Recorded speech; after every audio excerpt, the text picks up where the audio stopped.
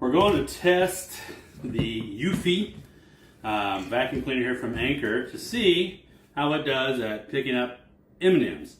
In your house, your kids are always spilling stuff, right? So let's try first some good old peanut M&Ms, and we'll try not to let them fly away.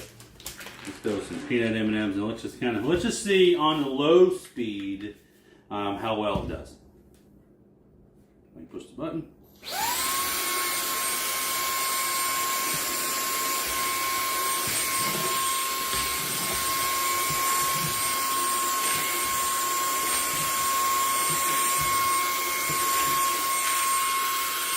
All right, so low speed picked them up. It was a little bit, I had to kind of go over it, as you noticed. So let me try something else. I'm just curious here.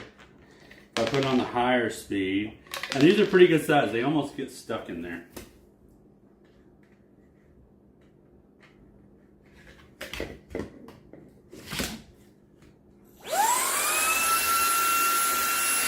Oh yeah. That definitely requires high speed to get it off. So that is the eufy vacuum cleaner versus peanut M&Ms. The vacuum cleaner won.